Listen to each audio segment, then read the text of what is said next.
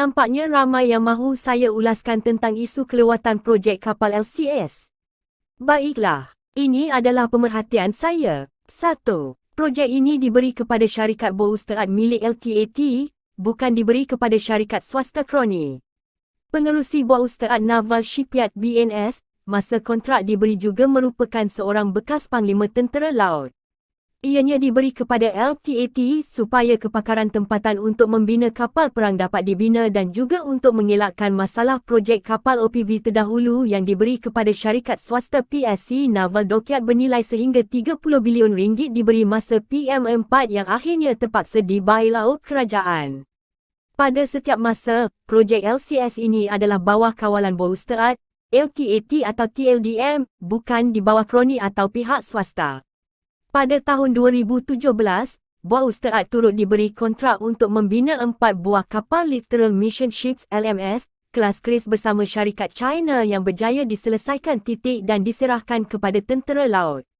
Keuntungan daripada projek-projek tersebut akhirnya mengalir kepada LTAT iaitu tabung veteran anggota tentera. 2. Jawatan kuasa kira-kira PAC, bagi projek ini dipengerusikan oleh Wong Kah-Woo iaitu ahli parlimen yang juga ketua pemuda DAP. Saya tak pernah dipanggil untuk memberi penjelasan dalam mesyuarat-mesyuarat mereka. Kenyataan yang menjadi kontroversi hari ini adalah dikeluarkan oleh pengerusi PAC tersebut. 3. Ada fakta yang tidak tepat atau tidak diberi dalam kenyataan beliau dan juga dalam laporan media. 4. Kontrak projek LCS hanya ditandatangan pada 17 Julai 2014 dan untuk kapal pertama disiapkan pada April 2019 bukan projek diberi pada 2011. Masa itu cuma surat anugerah ataupun letter of award, bukan kontrak dan kapal pertama bukan perlu diserahkan pada tahun 2017. 5. Terdapat perbezaan pendapat antara pengerusi BNS yang juga merupakan bekas Panglima Tentera Laut dengan Panglima Tentera Laut baharu yang sedang menjawat masa itu.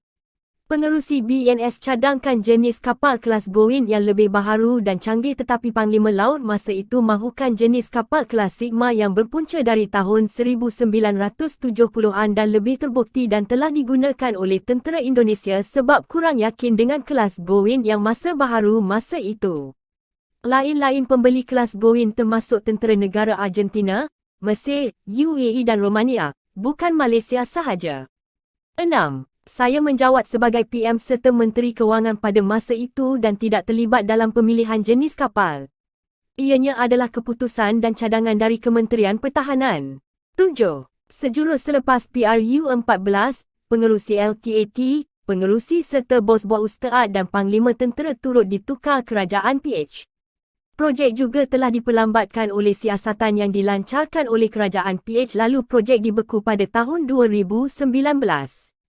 Masa projek dibeku pada tahun 2019, Menteri Pertahanan Mat Sabu kata kemajuan projek LCS cuma pada tahap 60% dan bukan 78% mengikut kontrak.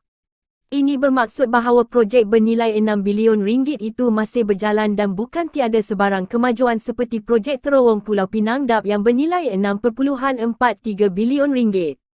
8. Mat Sabu pula kata bahawa kerajaan PH pernah berhasrat untuk meneruskan projek LCS setelah mereka membekunya tetapi tidak sempat sebab kerajaan PH tumbang. 9. Pandemik COVID menimpa pada tahun 2020.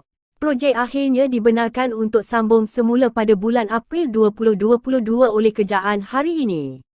20 April 2022, Kabinet setuju projek perolehan kapal LCS diteruskan, Hishamuddin, lapor Berita Harian.